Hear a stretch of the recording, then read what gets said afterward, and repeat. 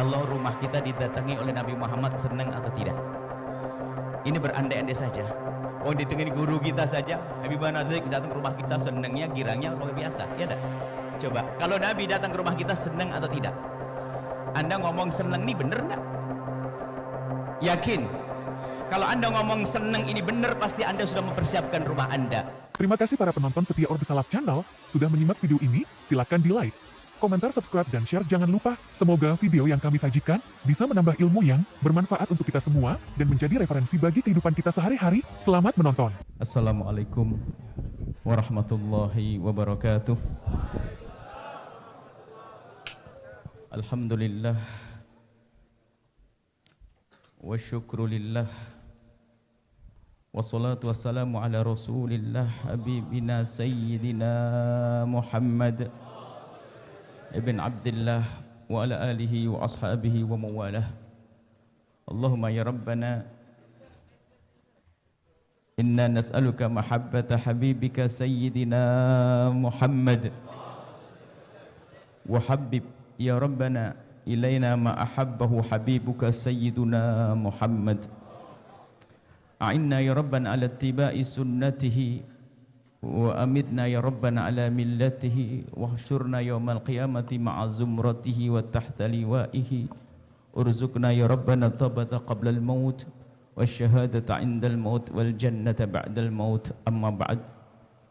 Yang sangat kami cintai, kami muliakan para perindu baginda Nabi, pecinta baginda Nabi sallallahu alaihi wasallam, wabil khusus para habaib dzurriyyat baginda Nabi Muhammad sallallahu alaihi wasallam, wabil khusus lagi adalah guru kita semua, pembimbing kita semua, suri toladan qudwah kita Habibuna Muhammad Rizq bin Syahab. Semoga Allah menjaga beliau, memanjangkan umur beliau, dan semoga Allah subhanahu wa ta'ala menjadikan kita semua pecinta baginda Nabi Muhammad yang sesungguhnya. Kita perlu sedikit merenung. Kalau tadi ada akad nikah pernikahan, dalam pernikahan Nabi menyebutkan an-nikahu sunnati faman raghiba an sunnati falaysa minna atau kama qala Rasul. Urusan pernikahan tapi dihubungkan dengan Nabi Muhammad sallallahu alaihi wasallam. Bahkan dalam riwayat tanakahu takthuru fa inni mubahin bikumul umam yaumal qiyamah. Nikahlah kalian agar kalian menjadi banyak karena aku akan berbangga. Nabi Muhammad bangga dengan kita.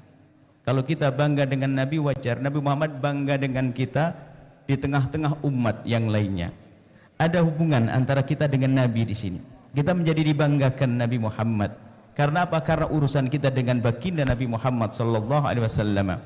Yang perlu kita tajamkan kesadaran urusan kita dengan Nabi. Hati-hati urusan dengan baginda Nabi. Kita selama ini berucap cinta dengan lisan kita, tapi bagaimana hati kita? Kalau tadi Habibana Hanif mengisahkan tentang bagaimana sahabat Nabi dengan rambut Rasulullah. Rambut adalah rambut yang sudah dipotong dan seharusnya dibuang. Akan tapi apa yang menjadikan mereka seperti itu?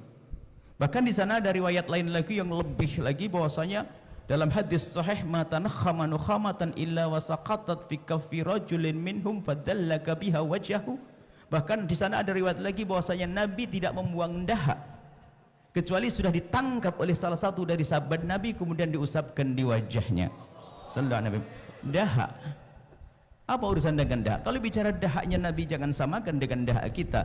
Tidak ada kotor bagi Nabi. Jika melakukan yang demikian itu. Dan banyak kisah-kisah, kita perlu belajar dulu dari sahabat Nabi yang menjadikan mereka berbuat seperti itu. Belum lagi nanti ada sahabat-sahabat yang lain yang yakadu ayyaktatilu fi wudu'ihi. Mereka kalau Nabi berwudu, percikannya direbut, diusapkan di wajahnya, diusapkan di badannya. Apa yang menjadikan mereka seperti itu? Belum lagi kisah zaman setelah baginda Nabi. Ada zaman Sayyidina Abdullah ibn Abbas. Ini sebuah kisah. Sayyidina Abdullah bin Abbas suatu ketika berjalan di gang-gang kota Madinah. Kemudian Sayyidina Abdullah bin Abbas menemukan di tempat tersebut ada yang janggal, toleh kiri toleh kanan, belum ketemu apa yang janggal di sini. Kemudian nengok ke atas, rupanya ada sesuatu yang dulu ada sekarang tidak ada. Sayyidina Abdullah bin Abbas berpikir, apa kira-kira yang tidak ada? Setelah beberapa saat beliau berpikir, baru sadar ini ada talang, ada pancuran air. Lalu Sayyidina Abdullah bin Abbas bertanya, wahai kaum, dulu pernah ada pancuran air yang ada di sini, lalu sekarang ada di mana? Para sahabat-sahabat yang ada di situ menjawab, oh sudah dicopot. Siapa yang mencopot? Yang mencopot adalah Sayyidina Umar ibn Khattab. Sayyidina Abdullah bin Abbas mendengar berita semacam itu, bergegas kepada Sayyidina Umar ibn Khattab. Tidak kenal waktu, mengetuk pintunya Sayyidina Umar bin Khattab, diketuk. Sayyidina Umar bin Khattab mendengar suara Abdullah bin Abbas yang orang itu tidak pernah datang kecuali karena hajat penting. Dan Sayyidina Umar pun segera menyambut, wahai Abdullah bin Abbas, ada apa? Tentu ada hal yang sangat penting hingga kau mengetuk pintu rumahku di saat semacam ini. Sayyidina Abdullah bin Abbas bertanya, wahai Khalifah, engkau adalah yang mencabut talang yang ada di pojok kota Madinah itu? Dijawab, betul. Memangnya kenapa? Aku kira kamu datang ke sini untuk nanyakan sesuatu yang hebat, yang besar, ya Abdullah bin Abbas. Kau tuh hanya tanya tentang talang. Ada apa dengan talang? Iya, aku yang mencabut, mau apa kau? Akhirnya Sayyidina Abdullah bin Abbas berkata, ya Khalifah, apakah kau tidak tahu bahwasanya yang memasang talang itu dulu adalah Rasulullah? Mendengar jawaban dari Sayyidina Abdullah bin Abbas, Sayyidina Umar gemeteran dan berkata, semula aku kira urusanmu sepele, karena ini ada urusannya dengan Nabi Muhammad menjadi urusan penting, wahai Abdullah bin Abbas. Kemudian Sayyidina Umar lalu keluar mengambil ke gudang, ke tempat menyimpan talang. Sayyidina Abdullah bin Abbas, Sayyidina bin Abbas ingin mengambil, dikatakan tidak ya Abdullah bin Abbas, biar aku yang membawanya. Sehingga Sayyidina Umar mendekat ke tempat talang, tempat yang dicabut talangnya. Di tempat itu Sayyidina Umar bin Khattab bertanya, Abdullah bin Abbas, bantu aku untuk mengangkat, memasang talang ini kembali. Di saat ditanya seperti itu, di saat disuruh seperti itu, Abdullah bin Abbas malah pergi. Ya Abdullah bin Abbas, kemana kau? Ya Khalifah, tempatnya tinggi, aku harus cari tangga. Tidak perlu pakai tangga, injak tengkoknya Umar bin Khattab yang berani menurunkan talangnya Rasulullah sallallahu alaihi wasallam. Ini sebuah kisah. Apa makna dari ini semuanya? Menyadari begitu pentingnya urusan dengan Nabi Muhammad sallallahu alaihi wasallam. Orang menghancurkan Islam tidak macam-macam caranya. Dijauhkan dari baginda Nabi Muhammad. Bermacam-macam cara menjauhkan baginda Nabi Muhammad. Di antaranya bagaimana menanamkan kebencian dengan dzurriyyah Nabi Muhammad, sahabat Nabi Muhammad, syariat Nabi Muhammad. Kadang-kadang dibicarakan tentang suku Nabi Muhammad, kearaban Nabi Muhammad, dan bermacam-macam. Itu semua adalah upaya bagaimana menjauhkan kita dari Nabi Muhammad sallallahu alaihi wasallam. Ini yang harus kita sadar. Begitu pentingnya urusan dengan Nabi Muhammad. Jangan sampai ada sedikit pun terlintas ketidaksenangan kita jika ini ada urusannya dengan Nabi Muhammad sallallahu alaihi wasallam. Kalau Anda belajar ilmu fikih, di sana ada bab namanya bab istinja. Istinja dengan batu itu boleh-boleh saja. Suka-suka yang mau istinja, tidak namanya mubah. Ada air pun boleh. Akan tapi para ulama menyebutkan istinja dengan batu bagi orang yang merasa jijik dan dia tahu Nabi pernah melakukannya lalu dia merasa jijik, maka istinja dengan batu menjadi wajib agar dia tidak merasa jijik dengan yang dilakukan Rasulullah. Maksudnya hati-hati jika sesuatu ada hubungannya dengan Nabi Muhammad sallallahu alaihi wasallam. Ada di sana, kalau sudah kita serius kejujuran di hati kita, mungkin kita punya permasalahan dengan misalnya dzurriyyah Nabi Muhammad, tapi jangan sampai tercabut kecintaan, jangan tercabut penghormatan. Kemudian ada sahabat Nabi, syariat Nabi. Makanya kalau sudah hubungannya dengan syariat Nabi Muhammad, sudahlah diam, sam'an wa ta'atan, biarpun kita belum faham. Hendaknya kita semacam itu. Akan tapi kita sekarang sudah main-main urusan syariat, meremehkan syariat Nabi Muhammad, kan tidak peduli bahasanya ini adalah misalnya urusan dzurriyyah Nabi Muhammad, sahabat Nabi Muhammad, sampai kadang urusan kearaban Nabi Muhammad, mohon maaf, banyak macam-macam. Tujuannya satu, memangkas kita dengan Nabi Muhammad sallallahu alaihi wasallam. Akan tapi orang yang hatinya kenal Nabi Muhammad, segala sesuatu yang ada hubungannya dengan Nabi Muhammad tentu akan ia perhatikan. Kalau tadi kita menyaksikan pernikahan suami istri, masya Allah, ini yang sudah menikah, yang belum semoga cepat menikah. Apakah kebayang seorang suami yang kenal Nabi Muhammad lalu dolim kepada istrinya? Dia sebelum melihat istrinya sebagai seorang istri, dia tahu dia adalah umat Nabi Muhammad sallallahu alaihi wasallam. Apakah mungkin berbuat dolim? Seorang suami, seorang istri yang melihat suaminya, sebelum tahu itu adalah suaminya, dia tahu adalah dia umat Nabi Muhammad sallallahu alaihi wasallam. Jadi menyadari keterikatan hati dengan Nabi Muhammad itu penting bagi kita. Saat ini kita kekurangan sisi ini, sehingga kita begitu mudah berbuat zalim, mudah mencaci, mudah menanamkan kebencian, khususnya kepada sesuatu yang sangat dekat kepada baginda Nabi Muhammad sallallahu alaihi wasallam. Hati-hati urusan misalnya yang kami sebut kebetulan di sini para habaib dzurriyyah Nabi Muhammad sallallahu alaihi wasallam. Urusan kita dengan beliau harus sangat spesial di dalam hati. Dengan sahabat Nabi Muhammad sallallahu alaihi wasallam. Lihat. Umat Nabi saja, umat Nabi yang biasa saja. Baginda Nabi setiap saat menangisinya, mendoakannya, memanjatkan panjatan doa demi keselamatan umat tersebut. Lalu bagaimana jika mereka ada orang-orang yang punya hubungan spesial dengan baginda Nabi Muhammad sallallahu alaihi wasallam? Nah, selama ini yang kita lakukan sepertinya hanya mengaku-ngaku.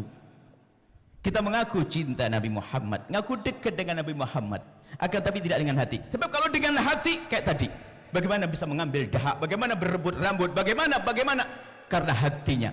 Hati ini, hati di dalam hati menjadikan gerakan-gerakan anggota tubuh sesuai dengan apa yang ada di dalam hatinya. Cinta kepada baginda Nabi Muhammad sallallahu alaihi wasallam itulah yang diserukan oleh para habaibna ulama'na. Cinta, to the point, cinta Nabi, cinta Nabi, cinta Nabi. Tapi ketahuilah, kalau cinta Nabi tidak bisa langsung tutup poin. Nabi sudah wafat. Nabi sudah tapi siapa yang ditinggal? Umat Nabi, dzurriyyah Nabi, syariat Nabi, segala sesuatu hubungan Nabi. Nabi Muhammad sudah tidak ada. Maka bagaimana kita bisa melihat Nabi Muhammad ada pada umatnya, ada pada dzurriyyahnya, ada pada ulamanya, ada pada syariatnya. Itu yang harus kita hadirkan. Pandai melihat Nabi Muhammad. Bukan urusan kita melihat, tapi di alam nyata ini kita ingin melihat Nabi Muhammad. Ada Nabi Muhammadnya ini, ada Nabi Muhammad ini. Ini umat Nabi Muhammad bersyahadat dan seterusnya. Ini yang perlu kita hadirkan. Maka ini kebetulan di tempat ini kami ya, biar ditasheh sama habaibuna ini, kalau ada kekurangan nih kita ingin sambung hati ini belajar Masya Allah. Jadi wahai ahli iman, benahi atau koreksi kembali urusan kita seperti apa dengan Rasulullah sallallahu alaihi wasallam. Kalau urusan misalnya urusan syariat Nabi, kalau kita belum bisa melakukan, katakan aku belum bisa melakukan, tapi jangan meremehkan. Kalau bahkan urusan sepele, sunnah Nabi contoh saja. Sunnah Nabi itu sunnah, tapi kalau dalam irama pembangkangan akan menjadi masalah. Makan dengan tangan kanan itu kan sunnah. Sahabat Nabi ada makan dengan tangan kiri. Diingatkan Nabi, makanlah kau dengan tangan kananmu. Dia malah astati. Dibilang Nabi suruh makan dengan tangan kanan, dia bilang la astati. Oleh Nabi menjawab, la stata'ta, kau tidak akan bisa, nggak bisa lagi mengangkat tangannya. Maknanya biarpun sunnah Nabi, segala kalau sudah disebut nama Nabi Muhammad Islam, maka tolong tundukkan kepalamu dan lihat bahasanya itu ada Nabi Muhammadnya. Sederhana. Kalau kita biasakan semacam itu beres urusan kita ini. Akan tapi kadang kita punya kecongkaan dengan Nabi Muhammad, kecongkaan dengan syariat Nabi Muhammad, kecongkaan dengan ajaran Nabi Muhammad. Akhirnya jadilah kita mudah, kita ini akan dihancurkan oleh siapa saja. Sebab kekuatan kita, kedekatan kita dengan Nabi Muhammad menjadikan kekuatan iman di dalam hati kita, ketakwaan, dan itu mengundang pertolongan dari Allah Subhanahu wa taala. Jadi ini, maka majelis ini kesempatan sekali, ini majelis penyambung hati kita dengan Rasulullah. Semuanya koreksi diri masing-masing. Jujur. Urusan sepele, makan dengan tangan kanan. Kita makan dengan tangan kanan kita, Masya Allah. Kita tahu monyet, ada orang kafir, ada monyet makan dengan tangan kanan, ada atau tidak? Berarti Anda sama dengan monyet, sama-sama makan dengan tangan kanan. Tangan kanan kita makan dengan tangan kanan, monyet pun ternyata ada yang makan dengan tangan kanan. Orang kafir ada yang makan dengan tangan kanan. Apa yang membedakan? Hayo. Kalau kita makan dengan tangan kanan karena kita sambung dengan siapa? Baginda Nabi Muhammad. Biasakan sederhana, kita makan tangan. Kita kadang ingatkan anak kita pun belum biasa dengan Rasulullah. Anak kita mungkin ada yang makan dengan tangan kirinya. Lalu seorang ibu atau seorang bapak ngingatkan, sayang kalau makan jangan pakai tangan kiri. Pakai tangan yang bagus dong sayang. Pakai yang bagus sayang. Biasanya begitu kita mengingatkan, dan itu benar, cuman kita perlu lebih benar lagi. Siapa di antara kita yang melihat anaknya waktu makan dengan tangan kirinya, lalu kita mengingatkan dia dengan bahasa lembut, wahai sayang, anakku tercinta, makanlah kau dengan tangan kanan seperti Rasulullah. Kita lupa menyambungkan diri kita dengan baginda Nabi. Ini ilmu sederhana. Anda ke toilet tadi pagi, pasti semuanya kalau masuk toilet disunahkan masuk kaki kiri, betul. Sekarang pertanyaan, tadi pagi waktu Anda masuk ke toilet, kaki kanan dulu atau kiri dulu? Bentar dulu, kaki kanan dulu, kaki kanan dulu atau kiri dulu, atau Anda ingat? Sudah berubah. Itu menunjukkan kita belum biasa yang sederhana dengan Nabi. Kalau Anda sudah biasakan seperti itu, nggak akan bisa meremehkan syariat Nabi. Urusan sahabat Nabi, ahli bait Nabi, semuanya akan ada di hati. Kenapa? Kita biasa memuliakan baginda Nabi Muhammad SAW. Tidak ada nama Nabi Muhammad jatuh kecuali dia gemeteran akan mengambilnya segera. Tidak akan berani menyebut Nabi Muhammad dengan namanya seperti namanya orang tetangga kita. Pasti Allah atau Sayyiduna atau apa. Ini adalah seruan hati, itu bukan main-main. Tanyakan diri kita masing-masing yang biasa mengaku cinta. Mengaku cinta dengan sama gampang. Kita bisa membuat kertas 1000 lembar tempel di rumah kita, aku cinta Nabi Muhammad. Akan tapi cinta di dalam hati harus ada bukti. Seperti seorang sahabat Nabi mengambil dahak Nabi, seorang sahabat Nabi mengambil rambut Nabi, seorang sahabat Nabi seperti Sayyidina Abdullah bin Abbas bagaimana mengagungkan, bagaimana talang baginda Nabi Muhammad SAW. Ini adalah yang harus jadi bahan koreksi kita di rumah kita nanti. Istri kita, wanita di rumah kita. Baginda Nabi SAW mengatakan an-nisa, kelembutan dengan wanita, dan seorang istri menjadikan suaminya adalah imam di rumahnya. Itu semua kan pendidikan dari Nabi SAW. Dan Nabi mengajarkan kelembutan, keindahan, kebahagiaan dalam rumah kita. Anak-anak tolong, jangan sampai kita yang dekat dengan Nabi hanya kita saja. Kalau serius kita, kalau orang meyakini bahwasanya yang diomongkan itu dari hatinya, nggak mungkin orang yang sangat dicintainya tidak mendapatkannya. Seorang yang cinta dunia, pebisnis, dia sukses dengan bisnisnya, pasti karena bisnis dan dunia ada di hatinya, maka anaknya pun akan dididik untuk menjadi seorang pebisnis. Tapi kalau Anda atau kita katanya mengaku cinta Nabi, dan kita sudah sukses dengan kecintaan Nabi dengan bermacam-macam yang kita miliki, sekarang tanyakan, anak kita sekolah di mana? Ngaji dengan siapa? Belajar kayak apa? Ini adalah kejujuran, ketulusan. Kalau kita bekerja, kita berdagang, kira-kira Nabi senang atau tidak? Kalau rumah kita didatangi oleh Nabi Muhammad, senang atau tidak? Ini berandai-andai saja. Wong ditemani guru kita saja, Habibah Nazik datang ke rumah kita, senangnya, girangnya luar biasa, ya enggak? Coba, kalau Nabi datang ke rumah kita, senang atau tidak? Anda ngomong senang ini benar enggak? Yakin? Kalau Anda ngomong senang ini benar, pasti Anda sudah mempersiapkan rumah Anda. Atau cekal. Jadi rumah Anda pantas didatangi Nabi atau tidak? Bagaimana Anda senang? Katanya Nabi akan Anda undang setiap saat dalam rumah Anda. Kalau Nabi masuk rumah Anda, kira-kira bagaimana Anda? Apa yang ada di rumah kita? Apa yang kita tonton? Apa yang kita? Jadi kita harus serius dong dengan Nabi Muhammad SAW. Ini urusan pribadi antara kita dengan Rasulullah, bukan sekedar ngaku-ngaku. Kalau Nabi masuk rumah kita, tak tahu yang balik lagi, aduh umatku kok begini, apa yang ditonton, apa itu dan seterusnya, apa ini? Kita perlu jujur dengan baginda Nabi Muhammad SAW. Inilah yang bisa kami sampaikan. Soalnya itu nasihat untuk saya sendiri. Saya itu kalau ngomong sendiri kan nggak enak, maka saya ngomong begini, kuping saya letakkan di sini. Sebelumnya kami ingin belajar mencintai baginda Nabi Muhammad SAW. Biasakan di saat makan ingat Nabi Muhammad. Bukankah kaidah cinta begitu? Kalau makan ingat dia, kalau minum ingat dia. Bahkan dikatakan para ulama, kalau kau masuk toilet, kemudian mestinya kaki kiri dulu, kok kaki kanan dulu, maka tarik kaki kananmu, ingat Nabi Muhammad, baru masukkan kaki kiri. Biasakan seperti itu. Jangan los-losan begitu. Ini urusan yang ringan-ringan, sunnah Nabi Muhammad sallallahu alaihi wasallam. Ini saja. Nuhibbukum fillahi. Assalamualaikum warahmatullahi wabarakatuh.